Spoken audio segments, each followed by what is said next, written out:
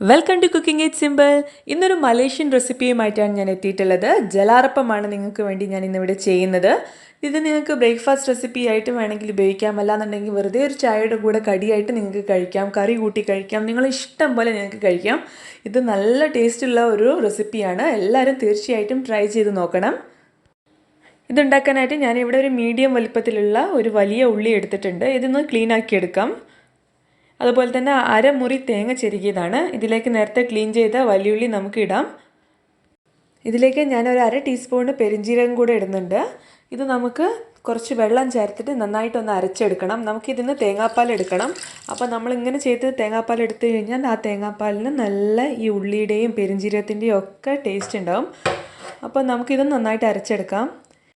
നമുക്കിത് ഒരു അരിപ്പയിലൂടെ അരിച്ച് ഇതിൽ തേങ്ങാപ്പാൽ വേറെ ആക്കിയിട്ട് എടുക്കാം.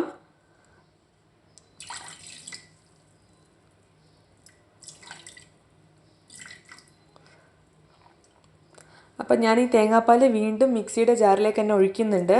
കാരണം നമുക്ക് ഇതിലേക്ക് ഇനി ബാക്കിയുള്ള മൈദപ്പൊടിയും കാര്യങ്ങളൊക്കെ ചേർത്ത് കൊടുക്കണം. 1 കപ്പ് മൈദപ്പൊടിയാണ് ഞാൻ ഇതിലേക്ക് ചേർക്കുന്നത്. നിങ്ങൾക്കിപ്പോൾ മൈദപ്പൊടി വേണ്ട, അല്ലെങ്കിൽ ഹെൽത്തി വേർഷനാണ് വേണ്ടതെന്നുണ്ടെങ്കിൽ നിങ്ങൾക്ക് ഇതിന് പകരം ഗോതമ്പ് പൊടി ചേർക്കാം, ഒരു പ്രശ്നവുമില്ല. ഒരു 1/2 ടീസ്പൂണ് പഞ്ചസാര ഇടുന്നുണ്ട്. അതുപോലെ തന്നെ ആവശ്യത്തിനുള്ള ഉപ്പും നമുക്ക് ഇട്ട് കൊടുക്കാം. പഞ്ചസാര ഇടുന്നത് ആ ഒരു മൊരിച്ചിൽ കിട്ടാനാണ്. ഒരു മുട്ട കൂടി നമുക്കിതിലേക്ക് വേണം.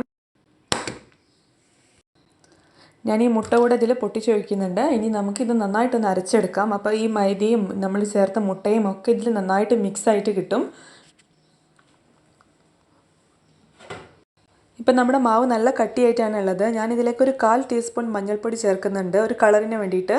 പിന്നെ ഞാനിതിലേക്ക് ഒരു 1/2 കപ്പ് കൂടെ വെള്ളം ചേർത്ത് കൊടുക്കുന്നുണ്ട്, മാവൊന്ന് ലൂസാകാൻ വേണ്ടിയിട്ടാണ്. നമുക്കിതൊന്നൊന്ന് അടിച്ചെടുക്കാം മിക്സിയിൽ. അപ്പോൾ കണ്ടല്ലോ, നമ്മളെ മാവൊക്കെ റെഡിയായി വന്നിട്ടുണ്ട്. നമുക്ക് ഇനി ഇതൊന്നും കൂടെ അരിപ്പിലൂടെ അരിച്ചെടുക്കണം. കാരണം ഇനി എന്തെങ്കിലും കട്ടയോ എന്തെങ്കിലും തരി പോലെ എന്തെങ്കിലും ഉണ്ടെങ്കിൽ പോകാൻ വേണ്ടിയിട്ടാണ്. നമുക്കിതിൽ തീരെ തരി ഉണ്ടാവരുത്. അപ്പോൾ ഞാൻ ഇത് അരിപ്പിലൂടെ അരിച്ചെടുത്തിട്ടുണ്ട്. കണ്ടോ, എല്ലാവരും മാവിൻ്റെ പാകം കണ്ടോ, ഇതുപോലെ മാവ് വേണം.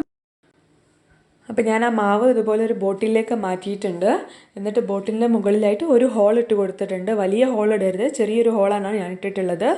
ഇനി നമുക്ക് ഇതുപോലെ ഒരു പരന്ന പാന് വേണം. ആ പാനിൻ്റെ മുകളിലായിട്ട് ഞാൻ കുറച്ച് നെയ്യ് തടവി കൊടുക്കുന്നുണ്ട്. നിങ്ങളുടെ കയ്യിൽ ഇതുപോലെ ബ്രഷ് ഇല്ലാന്നുണ്ടെങ്കിൽ നിങ്ങൾക്ക് ടിഷ്യൂ പേപ്പർ ഉപയോഗിച്ചിട്ട് ഇതുപോലെ തടവി കൊടുക്കാം.